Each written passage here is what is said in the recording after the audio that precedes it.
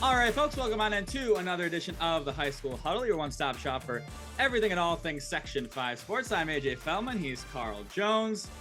It's a rainy, it's a little depressing Thursday day. Fall is here. And, we've got a big week coming up of high school sports. Yeah, can we talk about the weather? You're right, the depressing part about it. They rained out my Guardians game against the Yankees later tonight, so it's apparently all of New York is getting a little bit of the blues with this weather. But like you said, we're getting into crunch time a little bit. You know, second half of the football season. Some of these other sports are getting to sectionals time, and this is time that obviously the kids are looking forward to, but us as well. Yeah, we got, big high school football games coming up. We got some big college football games coming up. Syracuse is going to see if they're actually as good as we think that they might be. A lot of they're going to get tested real soon, real quick. NC State this week at the crib. That's going to be, I think it's like 1,000 tickets left. So who was ever listening, make sure that y'all fill up those seats. You know, we need it packed out home against NC State.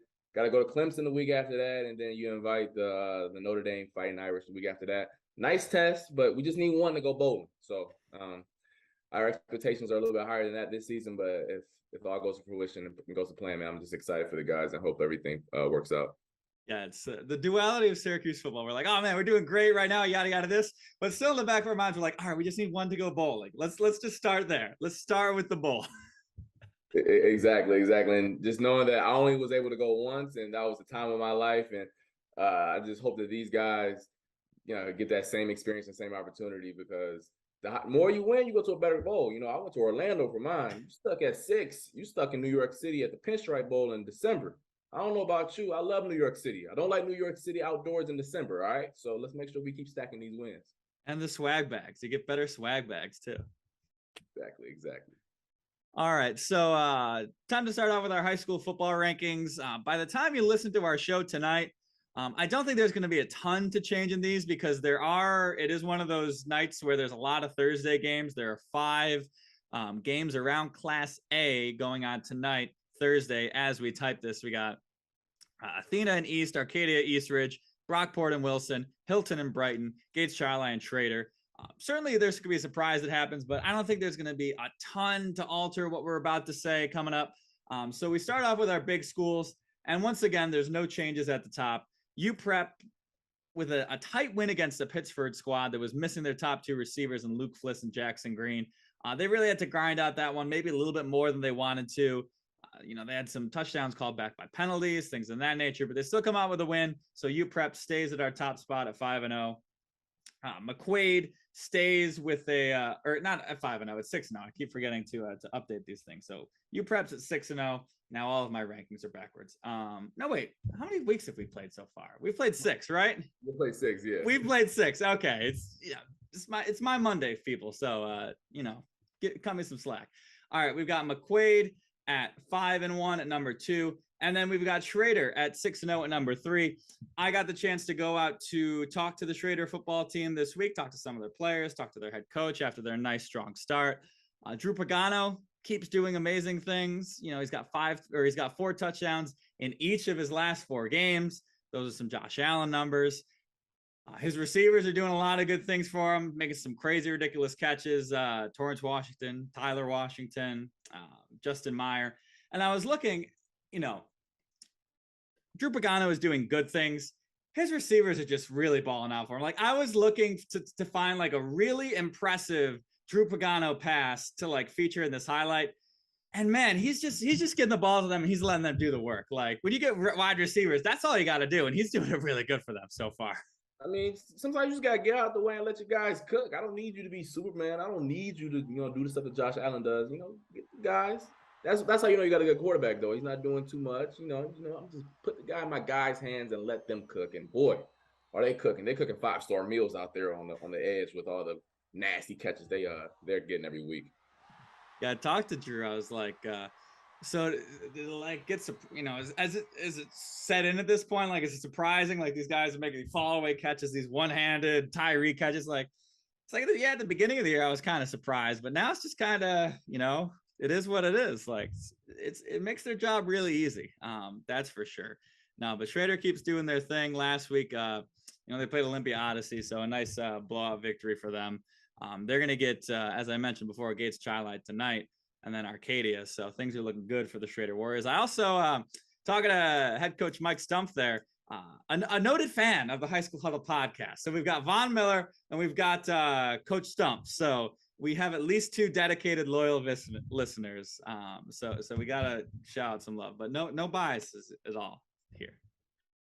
I love that. I love that, and I will say he might be a dedicated listener, but we're also some dedicated, like you said, no biases. But I love showing Schroeder highlights, and it's kind of fun calling their lights. I mean, not saying other schools don't do their thing as well, because boy, a couple weeks ago, everybody showed out. Something about every time they call a fade 9 route in Schroeder and we get the light, something spectacular happens.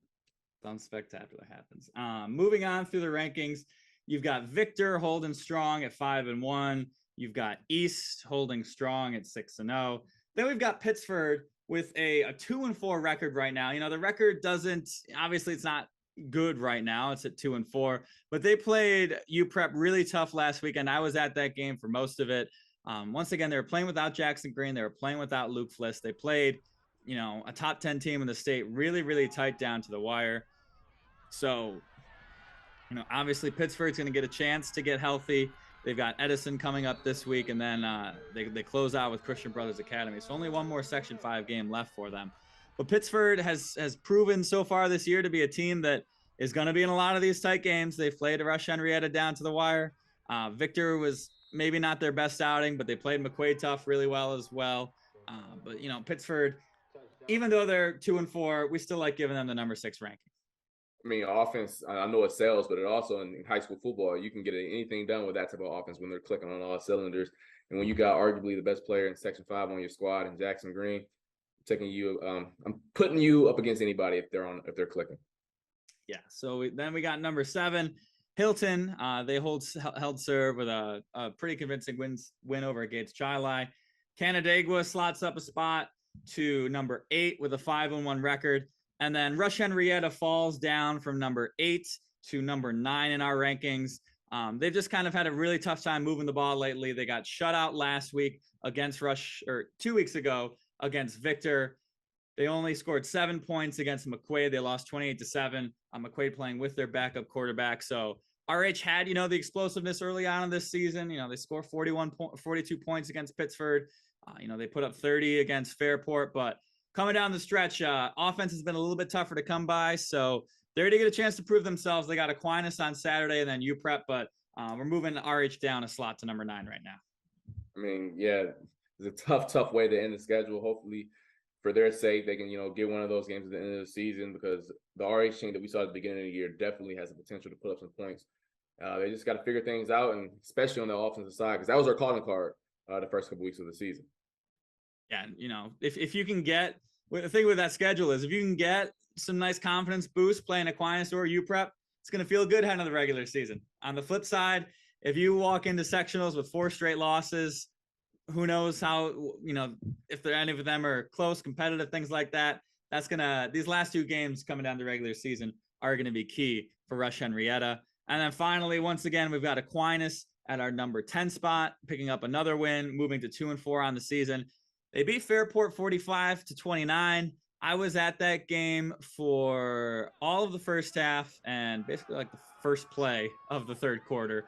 CJ Robinson got it done with some ridiculous numbers. He had 4 touchdowns. I believe he had over 300 yards. So he was, running the show for them. However, this is a Fairport team that recently got shut out by Penfield. And they were able to put up 29 points on Aquinas. So there's still some things to work out for the Little Irish, but things are starting to move in their favor. They've got Rush Henrietta this week and Penfield. So 2 more games to try and figure out, exactly what they want to do.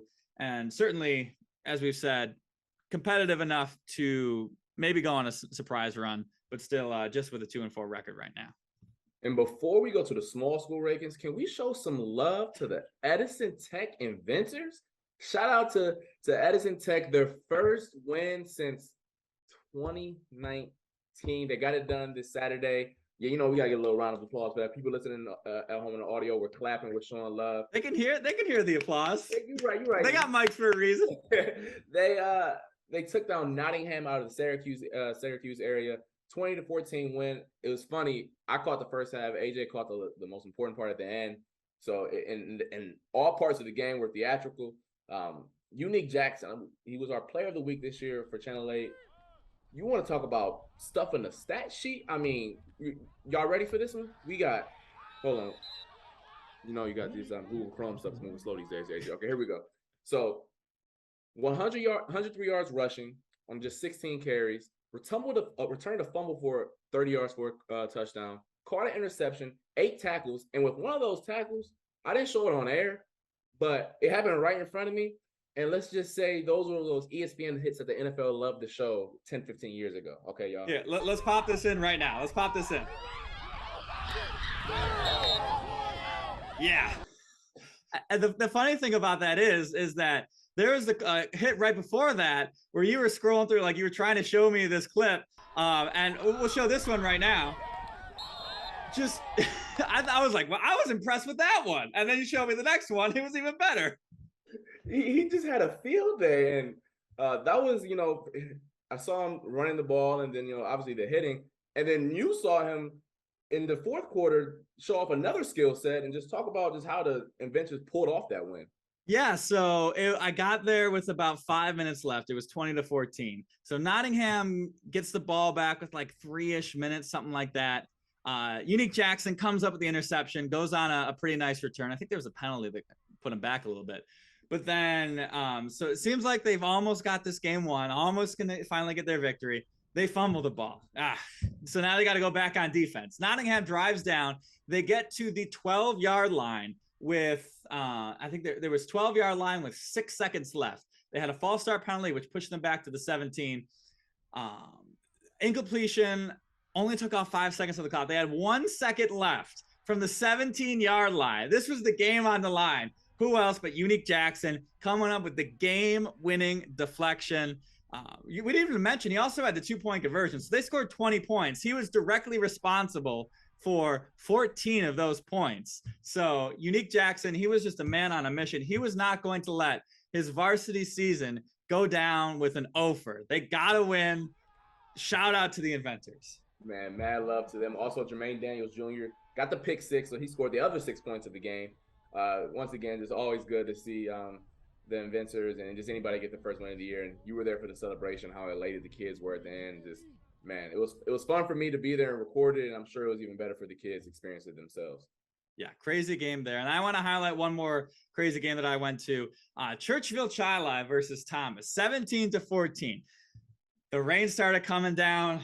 This game, it was a little ugly for a while, but it got crazy at the end. The highlight play and player of the game was Brock Osborne. He had a pick 6, a 49-yard pick 6. That gave the Saints a 13-6 lead. It was his second of the game.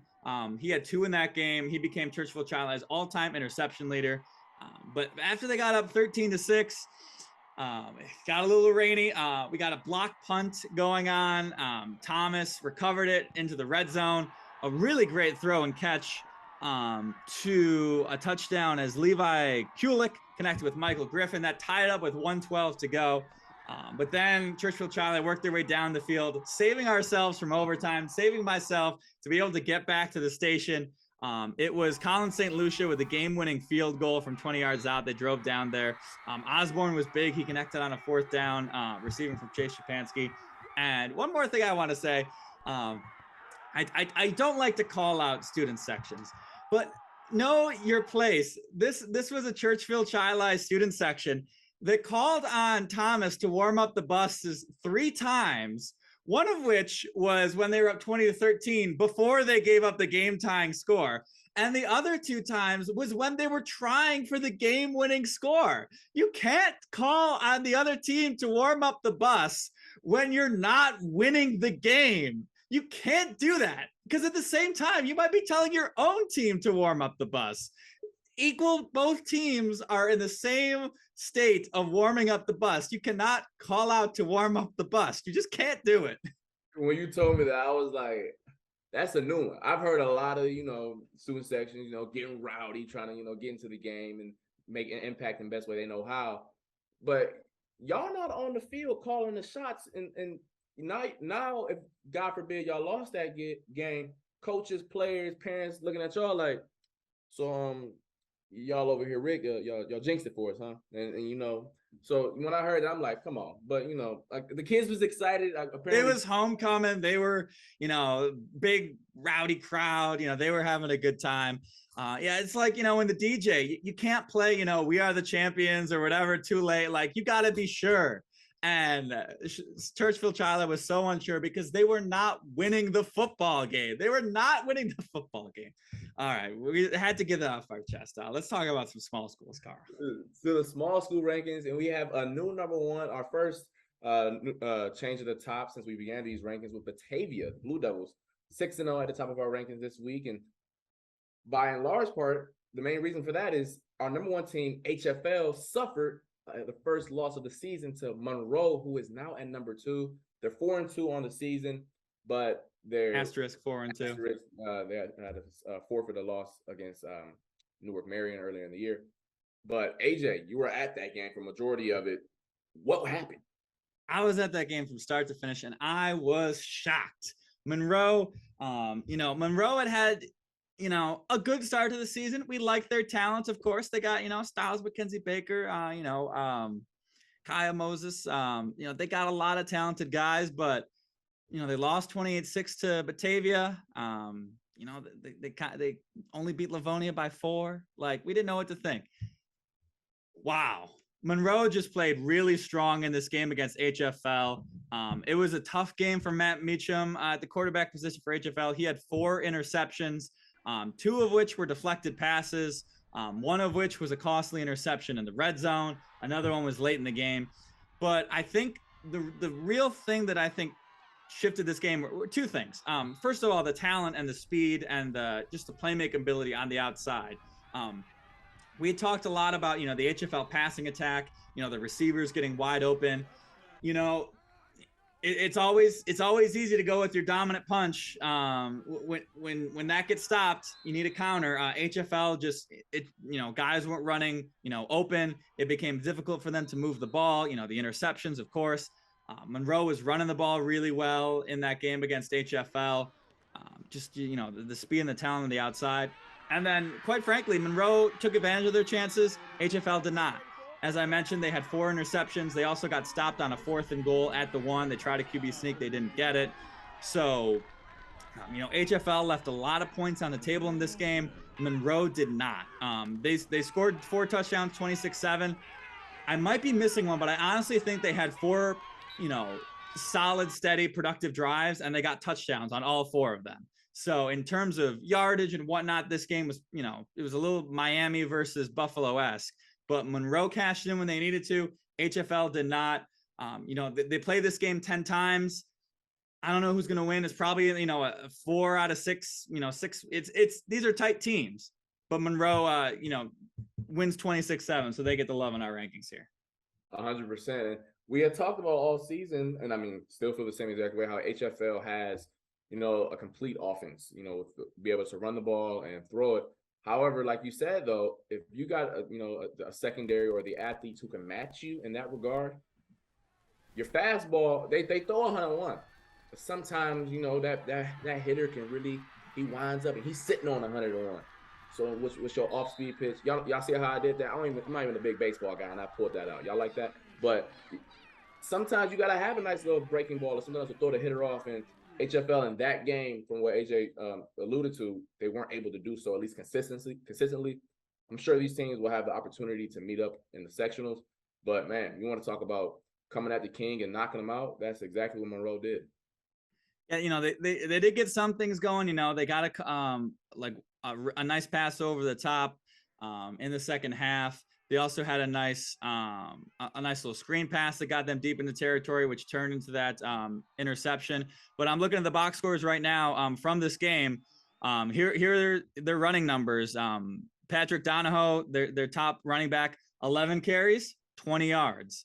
Ben Cook, 7 carries, 41 yards. So that's, we talk about Josh Allen being able to throw the ball, 100,000 times. You don't get a good running game to support your quarterback. Sometimes 4 interceptions is going to happen. So I'm really looking forward to seeing who, how this shapes off in the playoffs. And we're going to talk more about this HFL Batavia game later. That's coming up. But yeah, Monroe, really impressive. Moving all the way up from 8 to 2, just because they finally proved it, finally made a nice statement. And another team who was dominant and state ranked and did not fall this week, OAE, took care of business once again, 48-13 win over Calamon. It's every time we get back to the sports office and we see what scores they're putting up. It's not even a surprise at this point. It's kind of like how much did they win by. They're up to second in the state right now. Some things just are best left unsaid, and just OAE continues to just do OAE type things. Pinyan Dundee at 5-0 in our 5th ranked spot. Took down Marcus Whitman 48-16. They will have the opportunity, we'll talk about this a little bit later, to face ERG. And that's going to be a game I think is going to be very interesting, with, once again, another game where both teams have taken advantage of their good on good, I guess, aspects, with their DBs and wide receivers being better than their counterparts. I think these two teams have a little bit of a equal in that regard. We'll get to that later, though. At number 6, Leroy, Attica 7, ERG 8. Once again, that'll probably shift a bunch depending on how these weekend's games turn out. At number 9, I mean, Alexander, they're undefeated. They got to be in the rankings, right, AJ? Like you undefeated. I wish I could put them up a little higher, but unfortunately with Class D, and I don't know if they'll match up with some of those other teams, but their resume is impressive nonetheless. And then at number 10, I think it's undisputed. TBE, not TBE yet, they ain't win it all, but Canisteo Greenwood. We had questions about who's the top 8-man team. I don't think we got any questions anymore. Yeah, Canisteo Greenwood. It was a 1 versus 2 in 8-man battle. They won 36-6 over Boulevard Richburg. So no questions about that one. They are still number 1 in the state rankings. Boulevard Richburg, even though they lost, they still only dropped to 7. So right now, I guess they think Boulevard Richburg is still, the best task or the best chance to knock them off. And the other team was Pembroke, who's in that state top 10. Canisteo Greenwood already beat them 28-14. So got to give some love to the 8-man squad. Canisteo Greenwood still doing good things, undefeated 6-0. And like we talked about a little bit, just on both sides, I think, especially in this small school rankings, these rankings will probably shift a lot this week, especially with some of the matches we have coming up. But I'm excited. We get into crunch time and nitty gritty. I believe we have 2 weeks left in the regular season, and we'll see how that all shakes out. Yeah, I mean, that 5 through 8 we've got right now: Penn Dundee, Leroy, Attica, ERG. They're all playing, up and down, wins, loss to each other. So a very nice mix of quality teams in there. It'll be a fun ride down the stretch as we get into sectionals. But speaking of sectionals, we already had some sectionals wrap up in section 5 here. Girls tennis. We don't get a lot of tennis coverage, but Carl got out there too. I believe it was Canandaigua this Tuesday. It was Canandaigua, yeah. Brighton, the Brighton girls dynasty. And I'm not being disrespectful when I say dynasty. They've won 8 out of the last 9 sectional titles in Class A or A1, depending on the year. I mean, this team is legit. They took down Victor, and they won all 3 singles matches, and they won 2 out of the 3 doubles matches.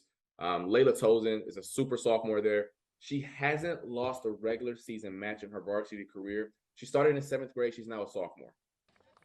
Let me repeat that for y'all again. She hasn't lost a regular season match in her varsity career. This is unheard of. She's won 4 sectional titles, 3 individual, 1 doubles. She's legit. Actually was able to go out and talk to this team Tuesday. This will air next week on WROC. You guys will love it. She's an awesome person. Nice little story about how she got to this point as well. But we don't do a lot of tennis coverage, but it was cool to see the girls competing. And it was actually a tough doubles match. I'm going to give some love to Elizabeth Norris and Olivia Rizzo. They battled in a tiebreak to get the win over the Blue Devils. And seeing them get so enthusiastic, despite the fact, they've won, so many sectional titles in a row. I want to see how excited would they actually be. And they're still treating it as if they've never been there before. So once again, shout out to the Bruins. 8 out of 9 sectional titles. That is nothing to sneeze at. No, and I got out to some more tennis coverage back in my Minnesota days. Tennis is a fun watch to get to. It's mano a mano. I have a soft spot in my heart, also, because I was a golfer as well. the individual sports with the team aspect. It's just something different. Your swimmings, your wrestlings, just the one-on-one, everybody's eyes on you, but at the same time, you're playing for your team. You've got your team cheering you on. I just think it's the fun dynamic that I'm always a big fan of. Oh, and she brought that up, and I've always had respect for people who are in the arena by themselves, obviously with the team behind you, but it's you. Like, there's no one else helping you out. And she brought that up, how like that's what makes her and so in love with the game of tennis, is because she said, if I mess up, it's my fault. I don't have anyone else to help me out. So yeah, I love that dynamic as well. And to hear that from her mouth was cool to hear as well.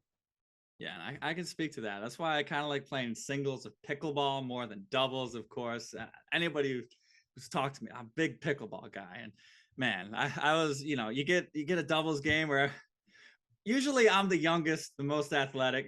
Pickleball is a no man's sport.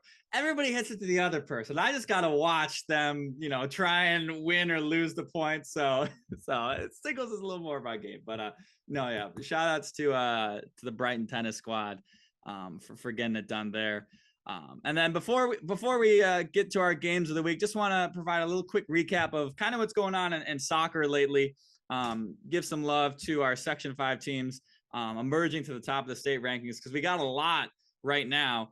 Start off with the boys side of things. You've got Fairport and McQuaid in the top 10 right now in the states. Class A, it's Wayne with a 13-0 record when the state rankings came out. Number 4 in the state. Wayne's going to still have to prove it in that sectional tournament, because they've kind of had a weaker schedule, as we've touched on a little bit before. But Wayne is getting it done so far. Class B, Bishop Kearney rising to the top. They were at 12 in the last state rankings. They jumped all the way up to number 3. They've had some tough, I believe they played McQuaid. I'm going to check this stat as I'm going through it right now, but I believe they've played McQuaid so far this season. And it had, actually, I might be thinking of Aquinas. You know what? I'm just going to keep rambling until I get to the Bishop Kearney schedule, and I can show you for certain whether or not they've played McQuaid. And you know what? They have not. So ignore all of that rambling that I just went on. But Bishop Kearney is still doing really good things. They just beat East Rochester the other day, a powerful soccer school traditionally. And then moving on to Class C, there's also, the Avon Braves, 14-0, number 1 in the state. So got to give some love to the Avon Braves. Next week, sectionals are going to start, so should really be ramping up here on the soccer side of things, Carl. Yeah, and like we haven't covered a lot of it this year. A lot of that's because the Bills don't want to play on Sundays at normal time. But ramping up this time of year, sectional time, we'll be out there and giving the guys the love that they deserve. Yeah, I mean, take a look at, Bishop Kearney. They've scored 65 goals this year. They've given up 5. If you didn't know, that's a lot to a little. Avon Braves, as this loads up, they've scored 58 goals. They've given up 3. So it's a lot of that. So we'll see how those teams get tested in the sectional tournament. Moving on to the girls soccer type of things. Schroeder has now taken off the top spot in the Class AA rankings, 10-2-2. They did just, I believe they just got tripped up, or they played a tie to, I think, Churchville Chili, something like that. But Schroeder, they got that win over Penfield as they slide down to the rankings. In Class A, it's Mendon still unbeaten on the season. At the 5 spot, Spencerport back in the top 10 at number 10. And then Class B, you've got what could be one of the best matchups in the sectional tournament. Palmac at number 2 in the state at 11-1-1, and Bath at 4 in the state at 13-0. So you want to talk about sectional championship games that might be box office. There's one right there. And then in Class C, just the ridiculous thing is, so in the top 13 of the state rankings, we've got 6 of them in Section 5. So apparently Class C is just going to be a bloodbath this year in the sectional tournament. I guess how does it go? Are you going to take Class C or the field for the state championship, man? I know they're all going to cancel each other out, but man, that's an impressive showing. Shout out to Section 5 Class C for sure. Yeah, that's going to be a gauntlet, and whoever gets out of that Class C is certainly going to earn it, and certainly going to be tough to stop come the state tournament time. So finally, wrapping up here with our games of the week. We've got two big events on the high school football field this Friday. Carl, give us the A1 showdown. Penn Yan Dundee making a trip out to ERG, taking on East Rochester Cananda. 5-1 ball club, 5-0 with Penn Yan Dundee. Like I saw ERG for the first time this year take on Mid Lakes. They still have those explosive guys led by Manny Sepulveda. He actually didn't even show out in the game I saw. Caterell Sneed, he had a nice day on the ground. They have guys on the perimeter who can get things done. But so does Penn Yan Dundee, led by Carter Earl, their quarterback. Both teams, explosive offenses. Penn Yan Dundee has actually outscored their teams this year, their opponents 208-54. I don't think this game will be like that. No. But you get the gist of like how these teams have both been dominant thus far this season. And it'll be a fun one for sure Friday night. Yeah, ERG picked up their only loss of the season in week 2 to Attica.